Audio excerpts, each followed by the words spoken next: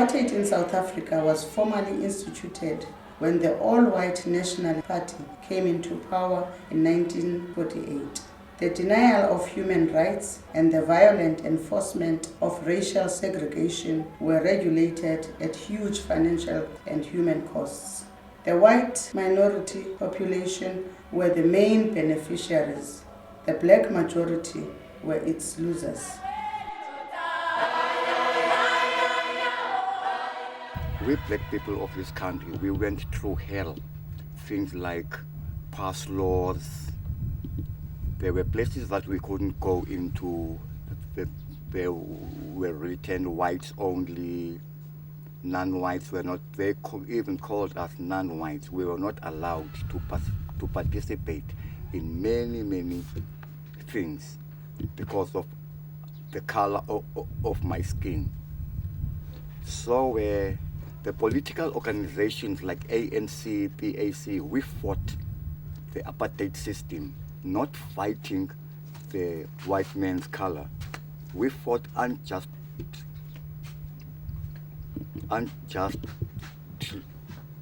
laws. So many of us were killed and arrested for fighting apartheid. The greater the repression deployed, the more the voteless majority resisted. Old and young were shot and killed. Resistors were tortured in police cells and others disappeared, and whole communities were leveled to the ground. In 1986, the townships of KTC, Crossroads, Nyanga Bush, and Nyanga Extension in Cape Town were destroyed by fire orchestrated by the South African police and their collaborators. Our houses were burned down, and as they were getting burned down, we could see the Caspers, and we could see these people called Veduka. They had their armbands around their arms, running in between the shacks, and they just burned. And the one policeman threw like a ball, and you'd kick the ball. The minute it get contact with the shack will burn into fire. The fire was so fierce that we all ran out and just left our houses like that. 1986. EKTC kwakusitsha kuchisa amabhulu noveduka bechisa abantu bebulala abantu baninzi abantu ababhubhayo ngolo xesha and nam ngolo xesha ndandihlala apha eKTC ndinomntana ona 3 years, between 3 years and 4 years. Sasibaleka sisehla senyuka nobantwana kunebhulu elalingubhanathi. Olo bhulu ladubula omnye umfana okwakuthiwa nguMantana. Ndathi nxa ndizama ukukhwaza uMantana labe selifika nalo olo bhulu lindibetha ngenqindi apha endlebeni. Ndinendlebe engevayo and ayiseva nangoku. Zininzi izidumbu esasitsiba phezu kwaso. Silala ehlathini, silala abanye becela indawo eManyu Crossroad nasemagugu lethu. 1986 ndandihlala eNyanga Bush nge-17 zikaMeyi kwatsha izindlu zethu umlilo. Ndaze ndasolokela nangumyeni wam apho wadutyulwa kuyo.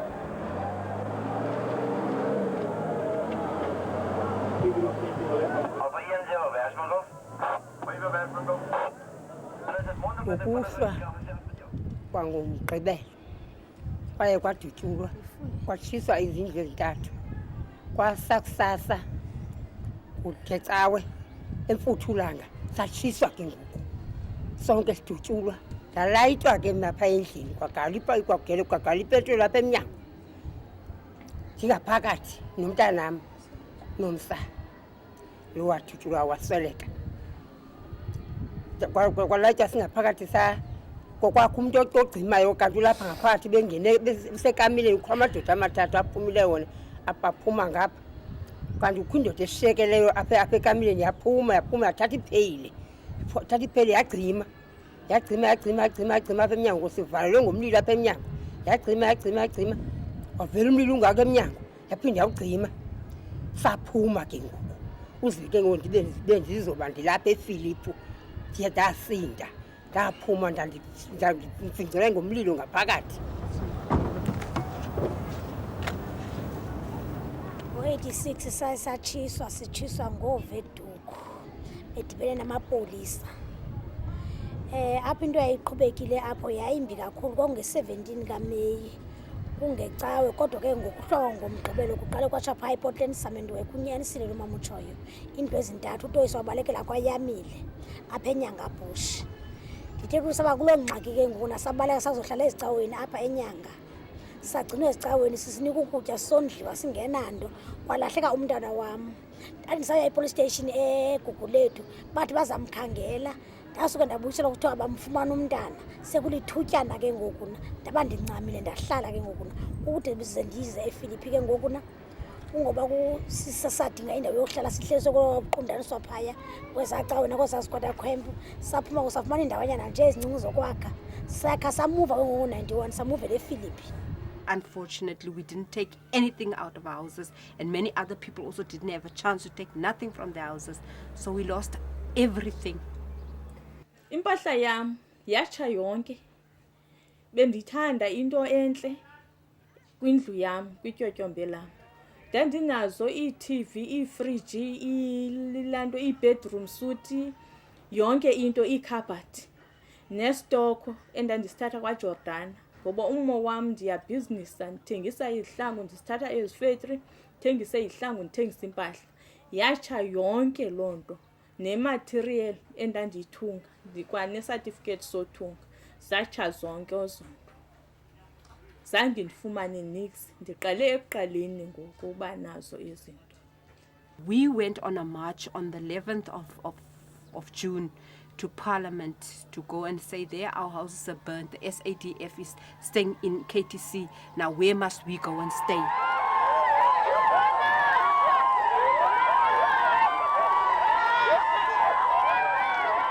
And there we were starting to cry and sing and cry and sing. And the people looked at us. And the police came up and they said to us, out of the gates, and we walked out the gates. And as we walked out, they started hitting us and harassing us and pulling us around. And we fought back. And I fought back and I didn't want to be arrested. And I resisted arrest. And that's where the policeman got hold of my arm and he pulled me. I only realized at the police station when I came there and standing still that my arm was not right. My arm was hanging and it was painful and I started crying. And the people asked me what's wrong and I said I've got a pain in my arm. My arm is painful. My arm does not, it's going down like that. The doctor said I must go for x-rays. And as I went for x-rays, the x-ray found my arm is dislocated. Popular and armed resistance reached a climax in the mid-80s. School children put the nation's liberation before their own education and threw their weight behind the mass democratic struggle. It was a difficult time in our lives, more so as young teachers who just, are very fresh from the university. So we were faced with a situation at school where our learners had at that time formed a committee of 81 where they basically organized themselves into groups and having mass meetings. And then we were challenged as teachers, where do you stand? Do you support what is happening or are you just an extension of the government? And you had to decide there and then where you stand. And fortunately, many of us decided to join the learners and to support them. As a student, I was involved with the student movements during those years. Not directly with the HRC bodies, but more with the action committees. And out of the student action committees, I became involved with some MK guys that was already structured in units. And out of that, they formed the Bonteheuwel Military Wing, a student group that would get internal military training, crash courses, and I became involved there in a more tactical sense, And we basically just tried anything that can work to destroy the police bases in Bonteheuwel, the councillors, and all government structures, to destroy it, And it went further because the students had power. And our power was that because we were young, energetic, and we weren't afraid like our parents, and we used it. With the boycott, when I was at low school, primary school, the high school pupils were protesting against something, I don't know, what was it? So the police fired tear gas at the pupils, and all our little children in school, we ran for cover and so on. After that, I realized what they were fighting for, and so I joined the movement. I joined the SRC at high school. I was 13 at the time, yes. After that, I joined PESCO, inter-school committee, and so on. Mostly I was a foot soldier. Whatever I can do ungovernable, I just did it. And 1987, I was again arrested. This time I was arrested without detention for plus minus 6 months, maybe more. And that's basically part of from my things. Mostly they came to our houses and harassed us. My mother, my father, my sister. They make everything on whatever they do to search our houses and so on. And my mother went through a lot to come and visit me at Victor Besteer, because it's very far and so on. Torture isn't just when they beat you physically, but it's when you see when they're beating other people also. I had a friend with the name of Jeremy Schwartz, he's dead now. The police used to take him, man, because he was pitch black. But he was like, you can say, like they would say, hey, kafir man, who can? But he was like very black. And they used to let him stand against his African flag, the apartheid flag. And then they used to make guy, and then they take his mouth, his head, and then they put it in a tap, and then they open the tap and keep it there. Or they take some book, and the one that they eat the donkeys with, the long one, and then they choke the guys with that thing. My brother, I got a brother named John de Vos. And John was attended Rosewood Primary School at the time. I think he was about 11 or 12, I can't remember his age, when he was in this politician business. And John never go to high school because John was, at that time, John was still was on a run, and he couldn't attend high school. And the same Mclaughlin said that they were together all the time, he and John. Afterwards, when John was prison at the Portsmouth, he get 5 years in prison, was at 5 years in prison. And when John came out of prison, we learned further night school here at Moradam. After that, John was so depressed that he go in there like a rasta. And I don't know what John do at the work, and John get sacked. And since that time, John didn't work. And when John was tortured, he left he got back problems because he got it very bad, and he must go to the doctor for his back. The time they tortured him. Christopher Truter was a 15-year-old schoolboy when he went to see a protest meeting. Me and a little friend, they went to Arcadia, and they go and look what is the people doing the UDF and all that. And as he ran towards the UDF, they shot him. Where all the nurses and I was standing there and waiting for him to come in. And as he come in, he was a big lump on the side of his head. And I was shouting and screaming, and the Samaritan gave me something to drink, and they say, you must take me home. They mustn't let me come. So he came. So when I came here, all the photographers were standing here, and they say to me, this CID say that it was stone throwing. I say, don't come and tell lies. The doctor just told me it was a bullet who went right through his back brain. And so he couldn't go off. He had to say nothing again because it wasn't a stone. That time they didn't throw stones. It was afterwards when they throw the stones. And so he was staying there, lying there, semi-conscious for 5 days. And every time when he's wet, then he kick like that, and then they'll know he's wet. So they were watching him all the time. And on the 1st of September, he lifted himself up and he said to me, I was standing there, he said to me, Mama, and I said, I'm here. And he said, and he lied down again, and so the doctors were so glad that he came conscious. And the doctor said to the sister, give him a little water. And I said to the doctor, that's not a good sign.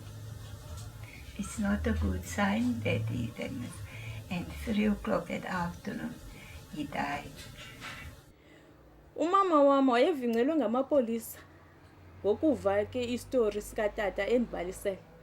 Wayevincelwe ngamapolisa apha eKapa esithi ubhukuqa umbuso. Umama wami wakwazi utsiba ngefestire sebhek ebeleke umntana omncinci ogama lakhe yayinguntombi zodwa. Engazini ke noba lamabhulu ambamba noba amfumanana kude kumena ngoku zangaphinda ambona. Because of increasing destabilization, the ruling National Party was forced to open negotiations with the liberation movement. During this period, the PAC launched a series of gun and bomb attacks on bars and hotels in the country. This picture here that's the friend that was employed with the SPCI. They come down from Cape Town. He was killed. I was just lying next to him, in front of him. Yeah. It was shock. I didn't realize then what was actually happening until I could see people lying down on the ground, and I could smell that there was a funny smell like blood. And then I looked around and sort of realized then that we were under attack. Political detainees and prisoners were treated particularly cruelly by the regime, but because of their courage, they earned respect from other prisoners. Brian Mclaughlin returns to Allendale prison outside Paarl for the first time since his release.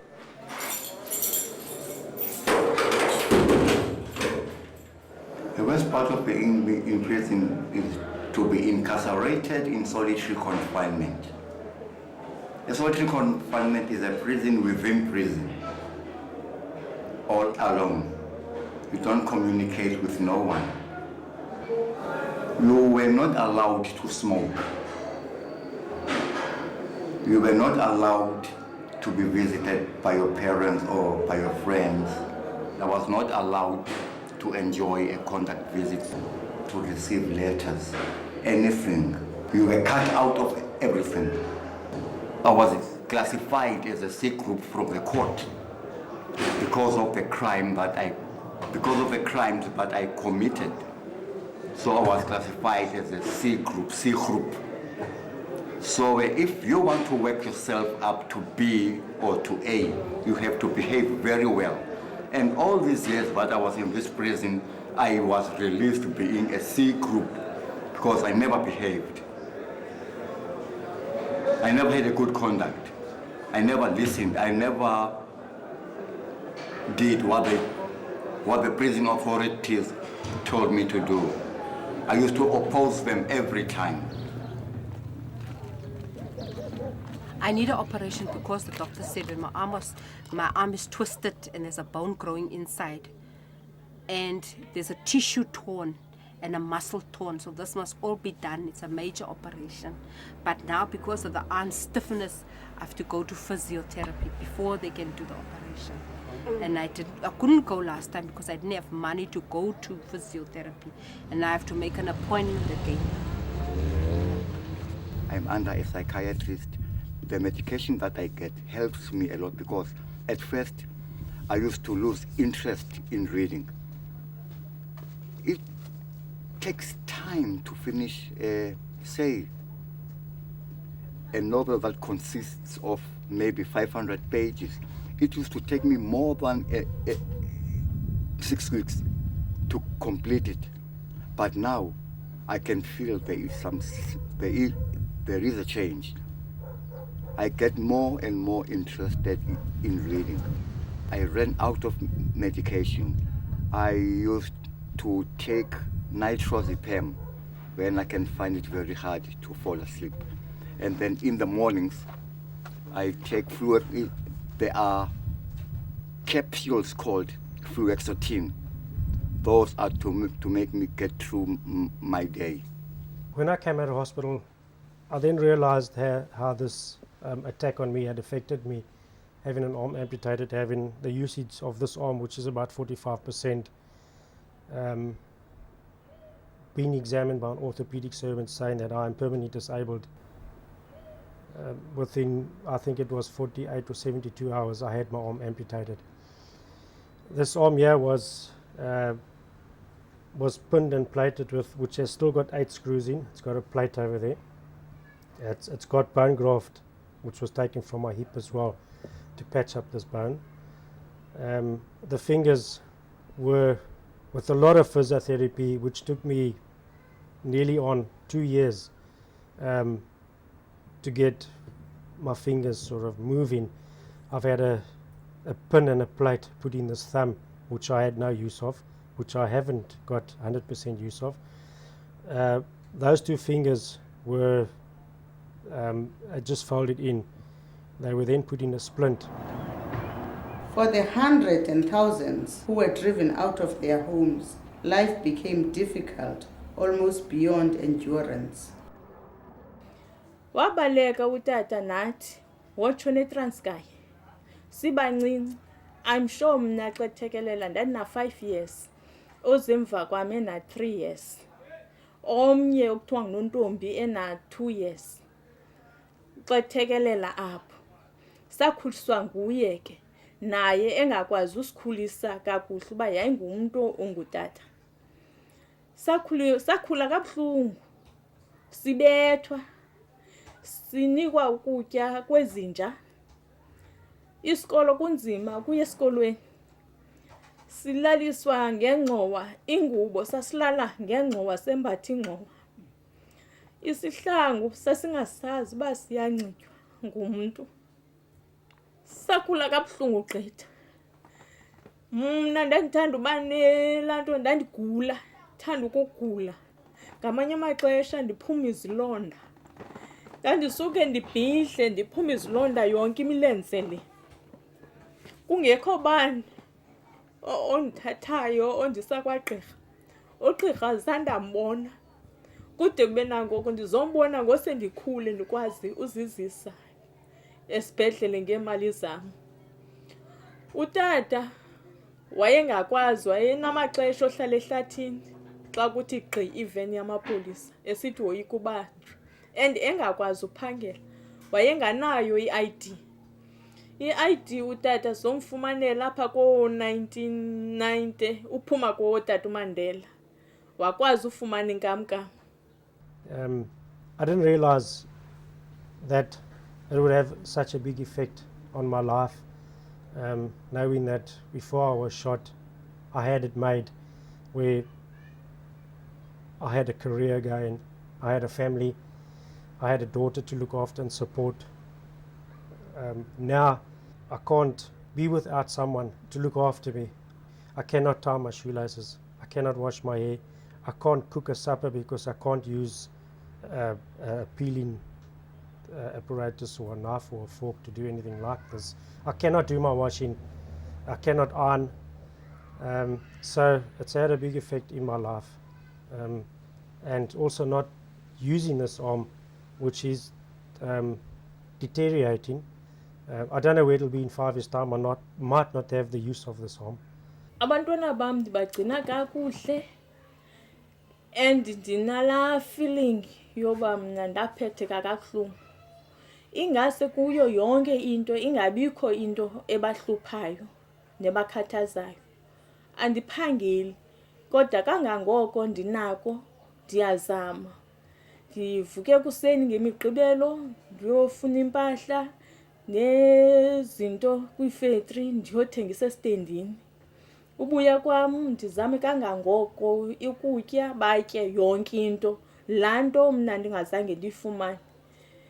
ndifuna balifumane kangangoko boneleyo uthando kum. Ndithathe nabantwana bakatata aba ebebafumana apha emacaleni, nabo bakhuliswa ndim, nabo bandithatha njengomamabo. My personal opinion is, as a teacher at our particular school, that we lost a lot of learners out of the education system. And education being a key to opportunities, and they didn't take part in that opportunities. Maybe in that sense I will agree that they are lost in terms of the opportunities that they could grab, but because of the commitment to the struggle, they basically could not achieve that. When I came out, I started, I went to therapy first, so I couldn't sleep at night, so they gave me sleeping pills. After a while, I just drank all the sleeping pills, a whole bunch of, and I went into a slight coma. And after that, I wasn't the same again. I started experimenting with drugs and so on. I'm still smoking drugs and mandrakes. The work for me is hard to find. I haven't got any education and so on. I want to make something of my life, but I don't know the right channels or whatever they call it, the right people or so on. I was tortured by the security police in those years. So my nose didn't broke on one time, it broke in 3 or 4 incidents with the security police beating me up and that.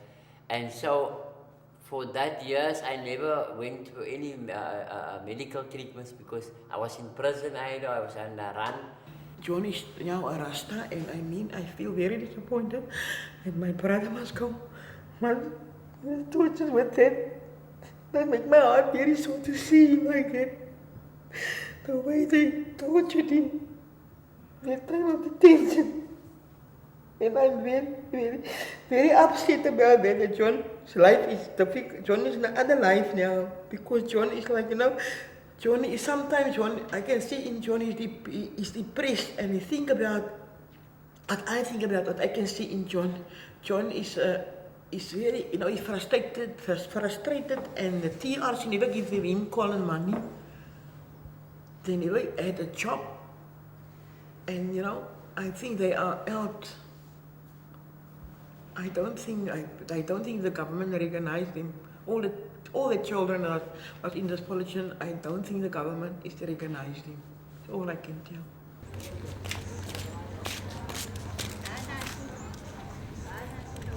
We had to go for an inquest. We didn't hear anything about the inquest. They tell us we must wait, my husband and I. We stand there in that passage in Goodwood, waiting for them to call us. They never call us. Then the lawyer came out, and Shapiro, and he said, he was so red in his face, he still said, it's finished now, the court is finished. Just like that, and we didn't hear anything.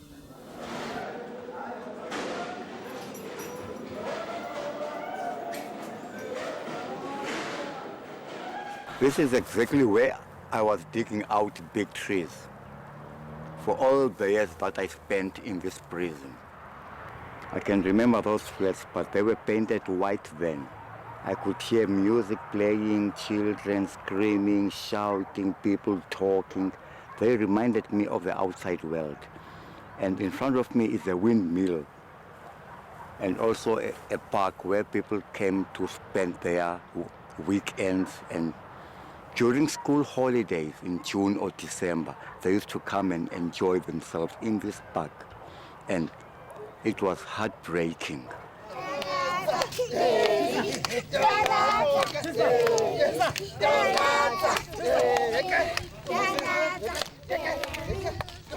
Intlungu yami yabanye ukulahlekelwa ngumntwana.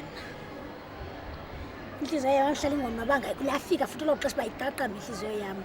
Even izolo ndicinga ngokuthethwa yona phaya ifika nje. Okwesibini ndagula ngamehlo. Okwesithathu ndabethwa ngamabhulu. Apha nazi isikasam. Esinye silapho le ndawo enhloko. Okwesithathu ndaba neswekile. loo swekile ndiqale ngo-1988.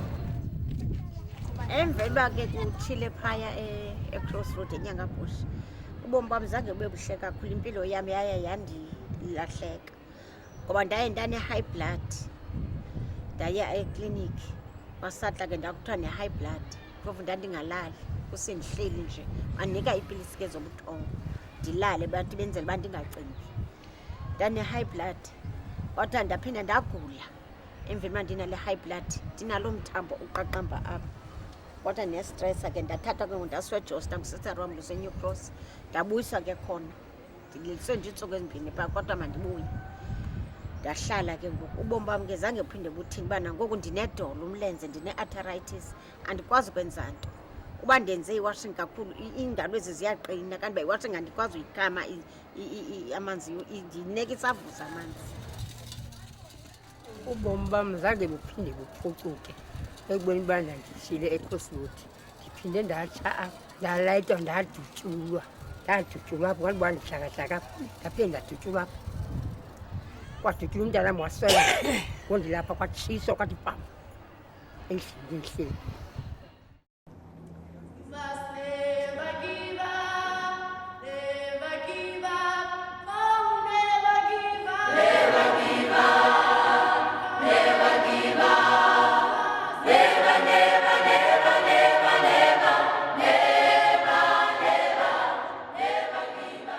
Successful negotiations led in 1994 to the first democratic elections. One of the provisions of the agreement was to pay special pension to those who were full-time members of the organizations fighting for the country's liberation or who were imprisoned, house arrested, and banned. Yet many of those who are eligible are still waiting.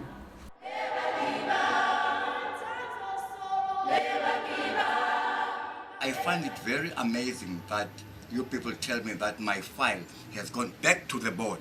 Right. All right. And they always tell me that they have got no time frame. I mean, for 5 years, I've been waiting. And you must know, Mr. Ndigwa, what is happening with my life.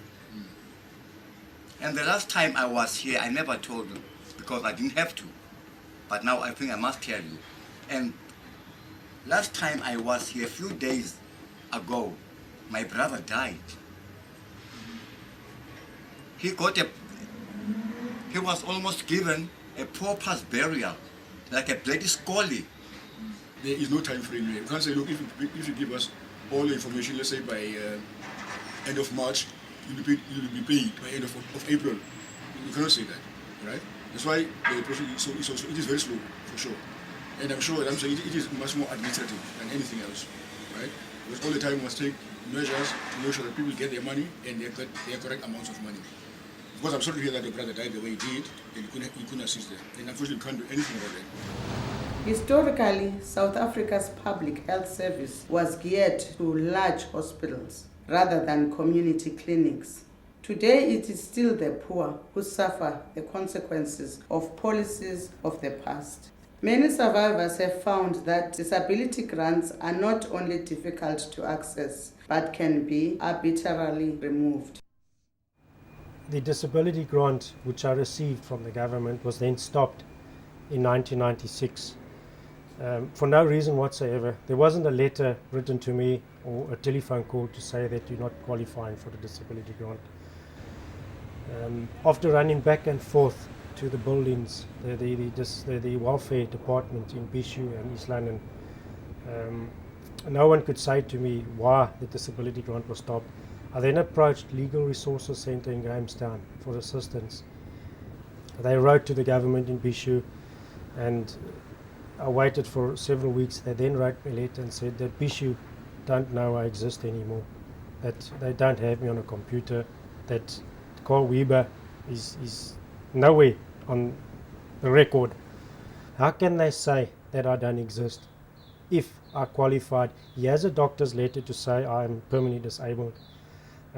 He has a letter from the TRC saying that I'm a victim of gross human rights. They took the matter up and said the disability grant would be reinstated with the other hundreds of thousands that was cancelled. That's a year ago, 1999, the year 2000. I still haven't heard anything. Ndiyile nkamkamini kade kakabini. Ndayapha enyanga apha eZolani Center. Ndafika pha ndanikwa ifomu qala ndathatha ifomu ndayifilisha ndayisa ndathi kandisala fomu ndayisa kutata uMafilika. Utata uMafilika uthe apha phambi kwamehlo wam wayekrazula nje wayilahla emgqomeni wathi make ndambe ndophangela. Ndaphinda ndatraya okwesibini ndathi make ndiphinde nditraye okwesibini. Ndayenza le nantsika le nkamnkamo yathathwa ke pha yagcinwa yakazula. Ibuye seyibuya ePitoli ibhalwe ureject obomvu ngepeni ebomvu reject. Ndasuka ndahlala phantsi ndayeka.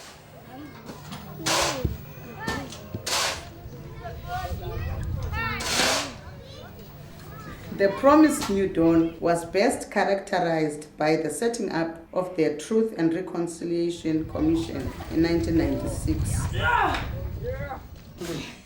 The unique attempt to combine justice with reconciliation by having survivors tell their stories and perpetrators apply for amnesty has been hailed as a South African success story.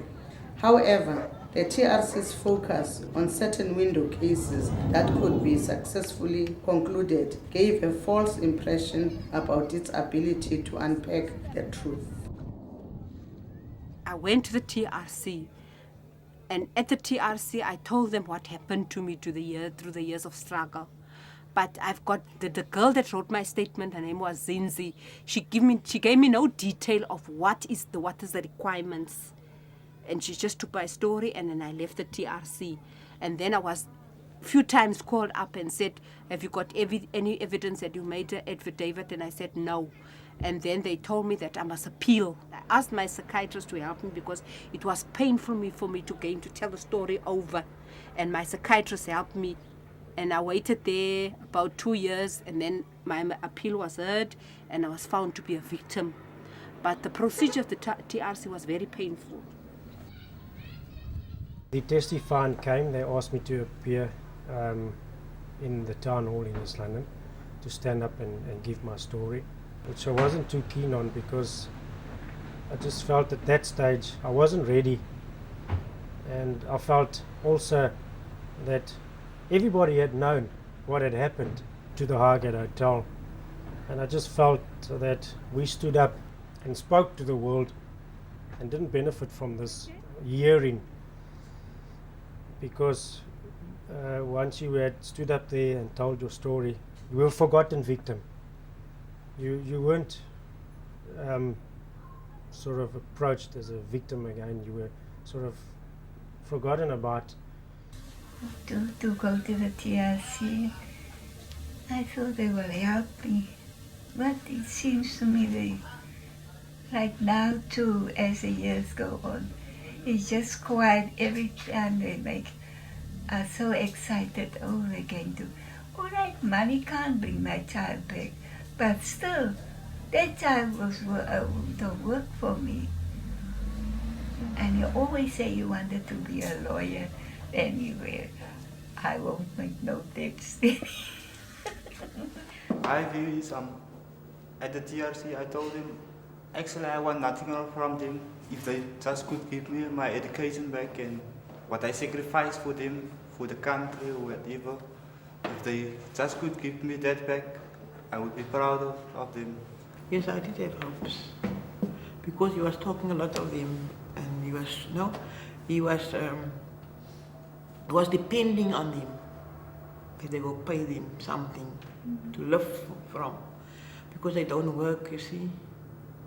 And it's very difficult for children their age they got no work. It's very hard so to see that they don't work. They made promises to us like, if you have any medical problems or any legal problems, lawyers will be provided afterwards, doctors free of charge. And then the TRC said in their report to Mandela at the time, that yes, their recommendation, they will give us reparations for 6 years. Every year for 6 years they will pay out the amount. And after that they will see to our education also separately. They will give us educational trust for our children who don't want to go back to school. And they will put us in some kind of medical grant, like this ex-military police, Boere is still getting this military grant, not grant, how can I say, medical treatments and all that. They never fulfilled their promises, never. The TRC never offered counselling, which I asked for. They said they couldn't put me onto someone because of the costs. They'd refer me to somebody at the state hospitals or wherever it was to put me on sort of counselling. Psychologically, it's affected me. It's there with me forever. It's something. It's affected my life in many ways. I don't know how it will affect me in further time, in years to come.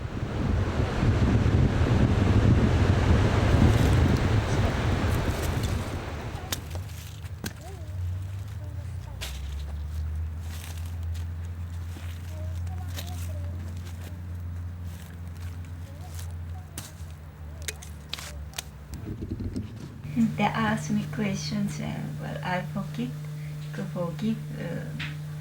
this policeman. I say I won't, because that time I was cross and I was so frustrated. And I said, don't come and ask me about the policeman, because I will never forgive him. He know us. That policeman know us very well.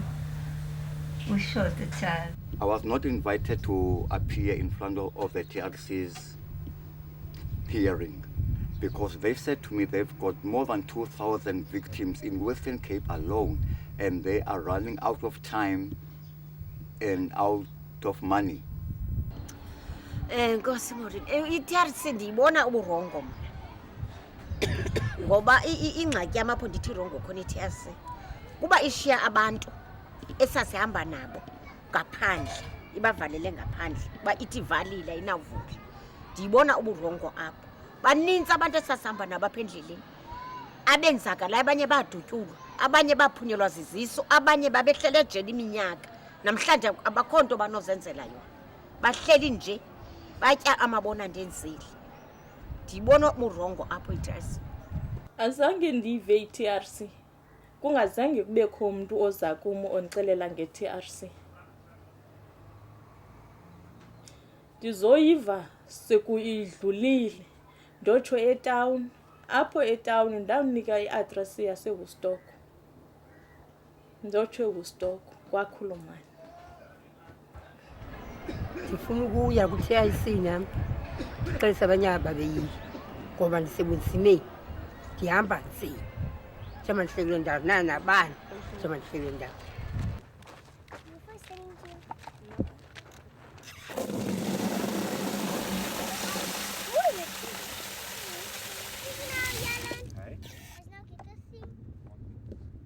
Before I went to the TRC office in Ellery Street.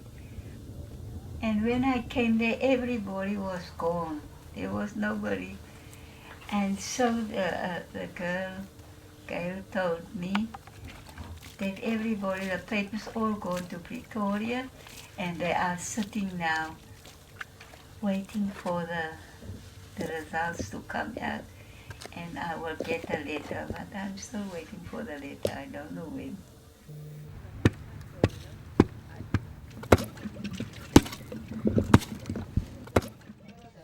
The TRC's report on reparations was handed over to the government in October 1998. The report recommended reparation measures that include urgent interim reparation to cover emergency assistance, individual final reparation grants paid over a 6-year period, symbolic reparations like the erection of memorials and tombstones, and community rehabilitation programs. They have also recommended institutional reform to ensure that gross human rights violations do not happen again. This I received some years ago, say about 4 years ago. I was paid out 4,530 which was nothing. It meant nothing, because in 6 months' time, this money was finished, and I'm still waiting for my final reparation. It was like a Christmas box. It's nothing. I received 2,000 rand interim, which I use for our house, because our rate is sky high. I must help my mother, and I'm not married. I live under my mother's roof. I must help her. Most of the money went to the house. Ndayifumana ngobonisile ngoJuni u96. Eba ndifumene inasa into bandingena ku-TRC, ndifumene iileta zamane zithunyela iileta kwiileta ezimbini sizofika sekulithuba apho kolo thuba kwathiwa mandizifilishe zizawubuya bhek ePretoria. Nyhani ndazifilishe zopena ii-forms phakathi zaziyi-40 zafilishwa zagqitywa nguLindiwe owaye ku-TRC nomongezi Mngese. Emva koko ke ngoku ndayifumana imali eyi-4,530 rand. Ngoku into ndilindele i-final reparation leya sasiyithenjiswe nguMadiba ikwelaa phepha lesithathu asayine isignature yakhe wathi uzawusinika. Although apartheid is over, its legacy of impoverishment endures for those who had already suffered its worst excesses. In 1991, when I first came to my site in Philippi, I saw this anchor would be a problem, and I approached the land surveyor immediately, and he admitted that it was put wrong. And since then, I've been going up and down to have this anchor put out of my yard, and I'm still where I am, 1992. I'm still where I am. No success. I can't build my house. I'm staying in the shack where it rains sometimes. There is rain that coming in the shack, and it's cold, and I'm suffering from arthritis. I haven't yet got my interim, and I haven't even got final reparations. So I'm struggling to go to my medical, to the doctors and that, because I'm working. And I have to depend on my son, my baby son, where a mother was supposed to support him. He's supporting me by selling fish and chips.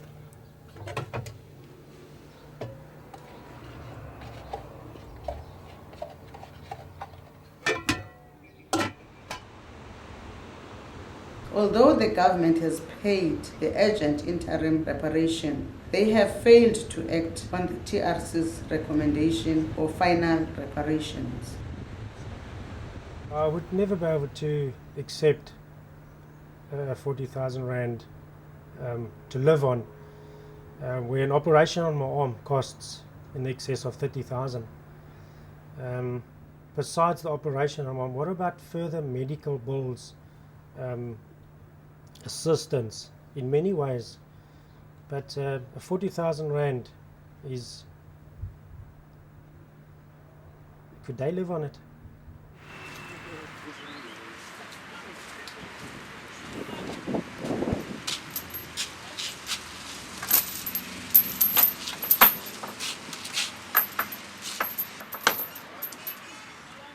My priority will be getting a house.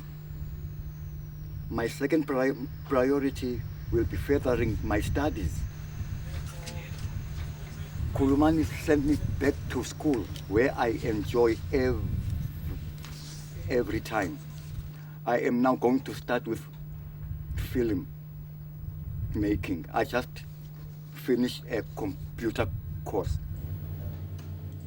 At the beginning, since it's my very first time on computer, because I was never exposed to the computer, it was a little bit hard for me. But as time goes by, I will get so used to computers. Umama wam wemka ebeleke umntana ogama linguTomsotho elisana ephuma ngefestire kude kube nangoku akakabonakali, and bendirhalela kumbona okombona noba lingcwaba lakhe noba ngulaa mntana noba ungakanani na ndiyafuna umbona ndizokwazi uhlala naye, mhlawumbi usenokwenzeka uba uhluphekile kuloo ndawo akuyo, ndiyakumfuna. Nomama wam ndifuna okwengcwaba lakhe andixelele amabhulu ambekaphi umama amthini.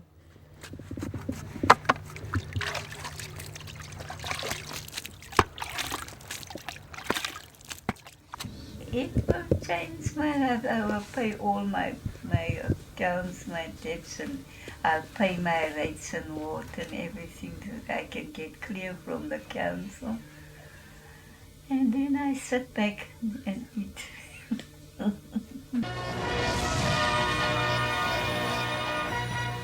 Victims of human rights abuses under apartheid are threatening to take the government to court. They say they are frustrated at the slow pace of the reparation process. Today, protesters try to force their way into Parliament. Yanni Green reports. Parliament had uninvited guests.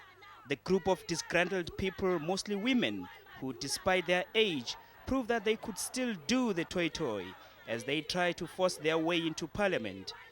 But police were too quick for them. The protesters are accusing the government of reneging on its undertaking to pay out reparations to people identified by the TRC as victims of gross human rights violations. We fear that government is trying to put this matter under the table again, under the carpet. It's a charge that is vehemently denied. It is an insult to the majority of our victims and those who have sacrificed their lives that today they would be brought forward before parliaments to toy, demanding to be paid for their participation in bringing this country where it is today. We did not fight the struggle for money. That's what he said. That is what makes me think that he is not interested in giving us reparation. And the Minister of Finance, Mr. Trevor Manuel, said we deserve an award, an Oscar, because we are good actors. We didn't fight for money, but what we went through, because the guys that oppressed us, they were paid to do that job. We weren't paid to do the job of overthrowing the apartheid government. So it would only be fair now, this government honoring us by some form of payment, saying that we acknowledge you contributed between those and those years in the struggle and whatever activities that we did, by giving us some form of reparations,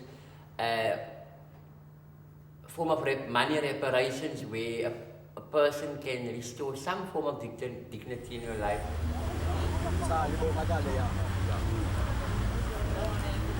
During the TRC hearings, survivors in Gauteng established a support group called Khulumani, meaning Speak Out.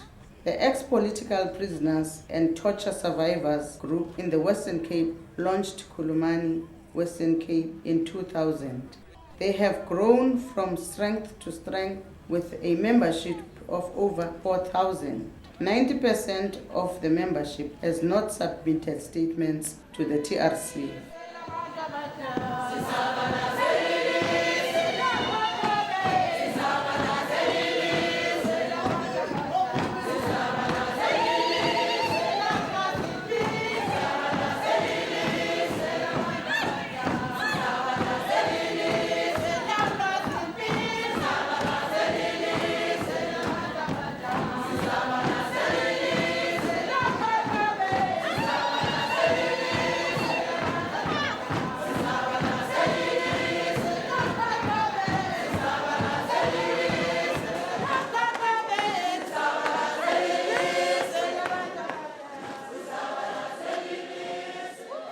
We, the people, Brian Mclaughlin, Shirley Gunn, myself, Mori Mazibuko, on behalf of all the members of Khulumani,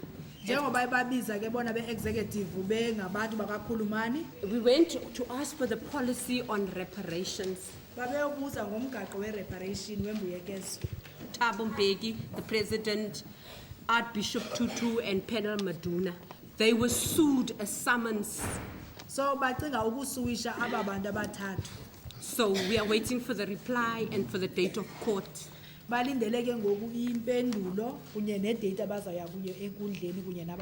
So it was very important for us to have the database of Khulumani and saying there is the database on behalf of all the members of Khulumani that did not go to the TRC and submit and were left out by the TRC process. Kubaleke kakhulu ukuba kufumaneke i-database yakwakhulumani lena amagama abantu ukwenzela into yokokuba bechaze into yokokuba sirepresenta aba bantu abakukhulumani abangazange banikwe inxaxheba into yokuba mabahambe bayovela kwi-TRC. And the people that were promised final reparations should know exactly when final reparations will be issued to them. We are the leaders of Khulumani Western Cape, and the people of Khulumani in Western Cape are looking up to us because some of them have never submitted to the TRC and some have submitted, but they are waiting now for the final, myself, we're all waiting for the final reparations. And we're asking the TRC to reopen its gates for the people that have not been to the TRC. When I came across the cuttings of Khulumani Support Group, I realized that they were trying to assist people like myself and many others where there was no assistance in the country. I've been through more assistance and interviews with Khulumani than the TRC.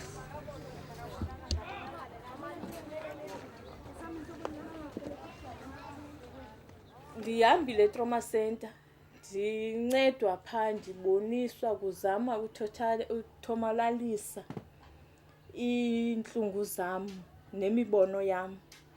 Kuye kwabhetele ngoba ukuya kwam phaa bendinengxaki yentloko ndiqaqanjelwa ziintloko ufike ingathi ndidize kwakuvele izinto ngenye ixesha vele lo mama ndingamaziyo ndilele emaphupheni ebeleka umntana. Ndicinge ndithi inoba ngumama ingathi usengxakini. Uvukwa kwam ndivuke ngathi andikho right apha entloko. Ndazodibana ke nokhulumani, ukhulumani wandidibanisa netrauma center. Ndabhetele ke. Noko kubhetele ngoku kunento bendiyiyo. Papa, can I push the drink water? It's because the ladies there is talking and explaining to us everything and told us everything. So now nobody's explaining to me what happened. That's what I like Khulumani for. When I come to the meetings at the end of the month, the week before the end of the month, I'm so in a hurry and say everything here because I'm going to the meeting to Khulumani. And I enjoy myself there.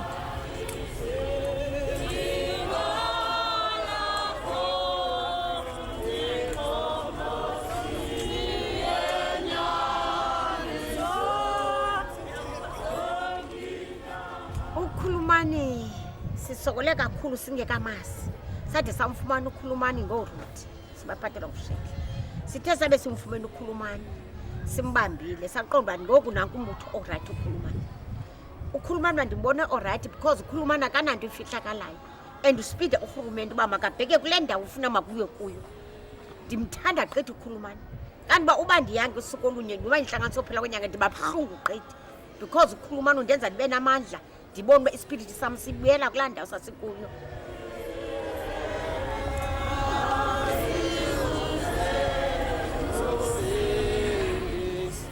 We will make our presence felt. You can see what we are standing for. We are standing for reparations now. We want the government inside Parliament at 2 o'clock when it reconvenes to discuss this question of reparations, and we want to see it incorporated in their budget in future. We want reparations now. Now. We want reparations now. Now. We want reparations now. Sifuna abantu bafumane imbuyekezo.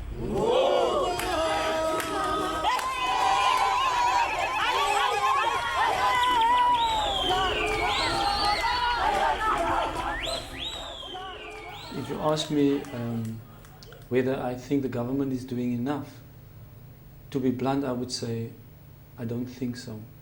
Because many of these young people are struggling now to find a job, and or also trying to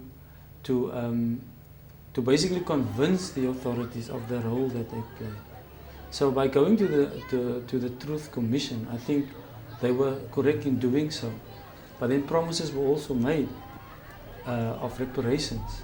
I would like to see that that promise is being kept, so that these young people who have sacrificed so much, so that we can now enjoy our freedom and opportunities for our own personal kids and the opportunities we offer to our school kids here.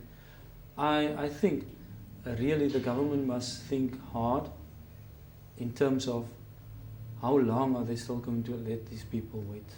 Help coming from the Lord which made heaven and earth. He said he will not suffer that foot to be moved. The Lord which keep within, he will not slumber nor sin. For the Lord is the keeper, the Lord is the shade.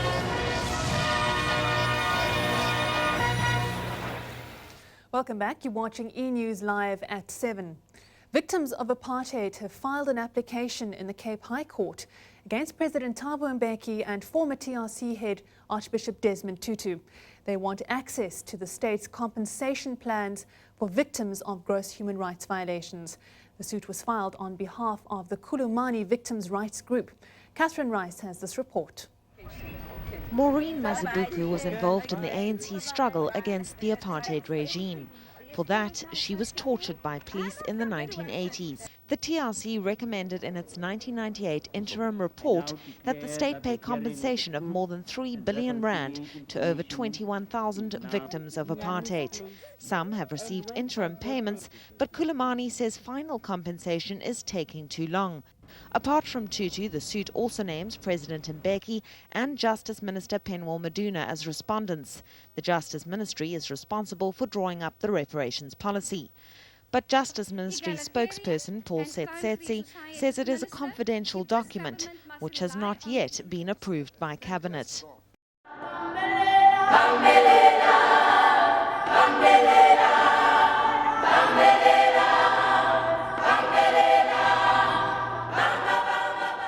The policy has gone to the Cabinet. We know this because the President's spokesperson, Bheki Khumalo, made a statement to the press in which he said that Cabinet have considered the policy. The way we read the law, the way we understand the law, we do not have to wait for the final report to be in before reparations can be paid. We think that reparations can be paid before the TRC report is finalized. Why were these promises fulfilled? Why were we made to stand up in front of the world and let us go through all this trauma we've been through and explain to everybody for what?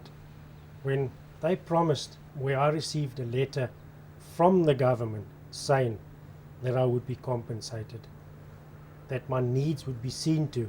Why were these promises fulfilled 8-9 years ago? And to this day, nothing has been done about it. I say that to our heroes in Bonteheuwel, you know, the young boys and girls that died for the struggle, there should be some form of a monument that has to be put up. It should be left for the people of Bonteheuwel to decide how this monument must look. And it must be the people of Bonteheuwel also constructing the monument, build it. The government should provide the money or whoever. The ANC told me that they're going to put a memorial stone, and because Ashley Creel and them all got, but they never come so far to put it. So you're waiting? I'm waiting. I'm still waiting 26 years. Since the day he was shot? Yes. And I think it won't do anything.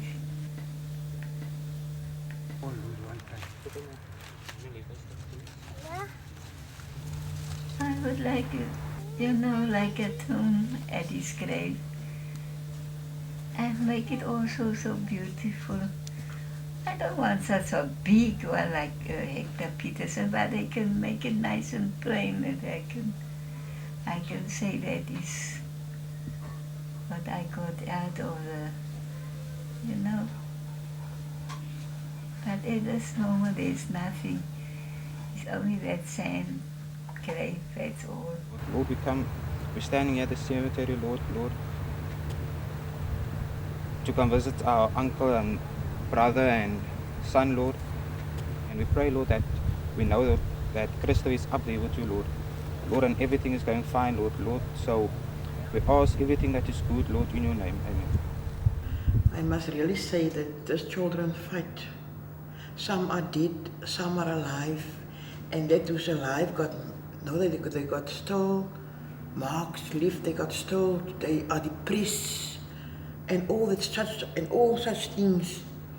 And that I think the government must really look after them. And I mean the children was very small when they fight for South Africa. And South Africa is now a free land, and it's a land for all. Inhlungu yami ke inye Morina kongona ngoba ucinga ntoni unoba ugovernment ucinga ntoni ngathi andithetheli mna ndodwa kule nhlungu nayo ayindimndoda nale nhlungu sonke siyi-community sinengxaki le nhlungu inhlungu ngeentlungu engasoze zifezwe ngulo government ukhoyo wabekwayo. Sifuna icebo nokhala kabomba icebo lingayintoni nakubantu balapha ndifunele mna ndodwa ndicinga nabantu bonke andimndoda into ohluphekileyo sihlupheke sonke asityi sisheshana ngokutya into esiyenzayo apha thina eKapa kule yethu indawo siphana ukutya uba singahlazeki ndinike umona ndinike ubhelina ndinike umangwanya ukutya andinike naye singothina singobantu thina sithi sinemali singonika inika sinanto esandleni thina beKapa wesini wesithina abantu babesuka komanyanga ukusuka ko-81 oko sisafarisha okokoko. This is where I spent my years, where I was sentenced fighting for democracy. And today, I'm ignored. I still have to go through the very same pain that I went through from the former South African government. I am battling to get my final reparation. I'm out of work. I can't make ends meet. I still feel dehumanized up to this day.